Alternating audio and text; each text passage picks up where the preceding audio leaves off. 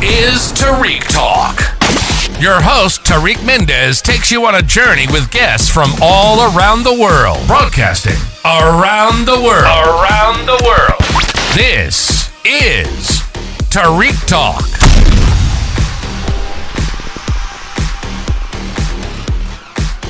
Alright guys, today I'm here at the Brooklyn Army Terminal during the Chashama Open Studios with Stephanie. Stephanie, I'm sorry, but you're going to have to help me. Stephanie Warburg? Norberg. Sorry, yeah. I know English. I'm a ESL kid, so. No problem. Doing great. Thank you so much. This is a beautiful setup. I'm definitely going to be sharing the video footage of the work. Do you want to start by telling us a little bit about yourself, please? So I grew up in South Dakota. I am a Midwest kid. I did school in the Midwest and then ended up moving to New York about 15 years ago. But I studied sculpture at Cranbrook Academy of Art in Detroit, outside Detroit, Michigan, Bloomfield Hills. Congrats. Thank you. So yeah, I had like a background of like painting and sculpture. And then as I was in grad school, I got more into like installation art. So, but my art studio right now has, kind of a mix of all those elements. So I like working in a lot of different mediums.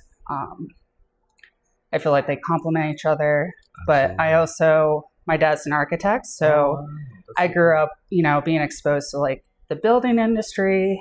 And so, I think about things architecturally quite a lot. So I think that kind of, for a while I was making sculpture and painting and the scale kept getting bigger and bigger. And then when I started getting into installation art, it just made sense for me to get into installation art. And do you think having like that, being exposed, you say your dad was an architect, do you think being exposed to that as a young kid has influenced your work a little bit or at all? Yeah, quite a bit. So I don't really use a lot of traditional materials. Like you'll see a lot of cardboard and building materials in my studio. So I think that influenced me quite a bit and just, being exposed to those type of materials and like the process of like making things and seeing stuff, from the beginning, like being built, influenced me quite a bit. And I think also like, just the scale of my art has been influenced by architecture and my upbringing quite a bit because we were pretty hands-on as a family. So like my dad would have a project and like he would have a contractor working on it, but then like, they, were behind schedule or something. Yeah. So like on the weekend, he would take my brothers and I into that space and we would actually help him like with drywalling, nailing. So, that's so cool. I was using my hands from like a young age.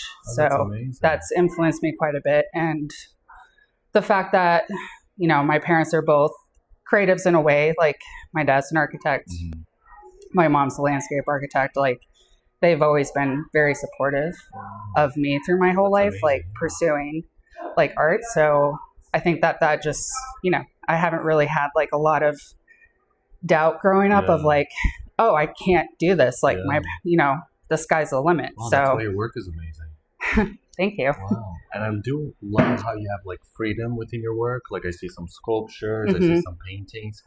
How do ideas come to you? Like, are you always creative or do you have like times where you kind of like unplug yourself from like the arts? How does it work for you? I mean, I feel like I always have ideas going. It's more of a issue nowadays, like being outside of school and like working full time of like actually getting into the studio and having, time to play and create with things. So I feel like, I feel like ideas come through, like music, architecture. I use a lot of geometric shapes too. So I feel like I get inspired just through mundane things too, where it's like, so I do architectural photography and commercial photography, so cool. Like it's my day job. So like I'll be on job sites and like there's like a pile of trash or like, they're setting up to do like electrical or drywall in a room and I'll get an idea for something just being in that space. So I guess like the challenge now is to like find a way, because I feel like I'm always getting inspired, find a way to like kind of sit down and like capture those ideas, even if I don't have time to get to the studio for like maybe a month or two to actually do that idea. Wow. So, Excuse me. And then when you first have like your inspiration, your ideas, do you think the original thought in your mind translates exactly to the physical finished work, or do you like the spontaneous process of like changing? I'm definitely open to having room for things to grow. Like I do like the spontaneous process quite a bit. Like my work is pretty intuitive. So like most of the time, like I won't even get like a fully concrete idea. Like I just have an impression. So as I start making work, especially with like the installations, and like I'll do like room installations that people can like walk into. Like I've done a couple of different like prayer rooms. Like I'll get a general idea for the shape, but then as I'm like making, like it will kind of, become more clear to me as and same with, some of the sculpture, and I guess like the painting and drawing is a little bit more like fluid with, more spontaneous. And if for those that are like listening to the podcast right now and checking out your work, are you open to do commissions if anybody has any requests? Yeah, of course.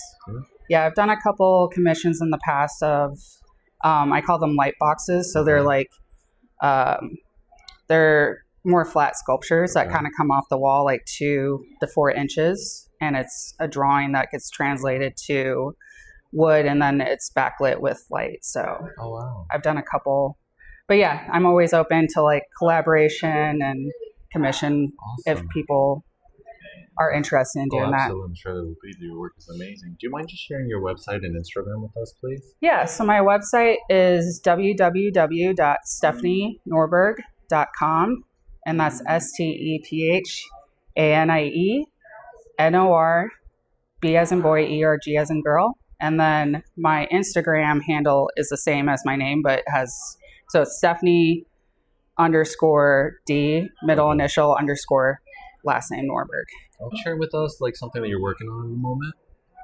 So one of the things I'm working on is doing kinetic sculptures. So sculpture, I use a lot of light and sound in my music. So having, the physical aspect of movement paired with the sculptures is something that I'm exploring right now. Oh, I love that. And I love how it's like such an immersive exhibition that you can like, be part of and, take pictures and just stare at it. It's really beautiful. Thank you. Stephanie, it's been a pleasure. Thank you so much for being on the podcast. Everybody, please go follow her, check out her work. Hopefully, ask for some commissions or just buy the original work. She's a fabulous artist. And thank you again, Stephanie. Thank you so much. Thank you. Thank you for listening to Tarik Talk. Follow Tarik Talk on all social media channels and check out the video interviews online.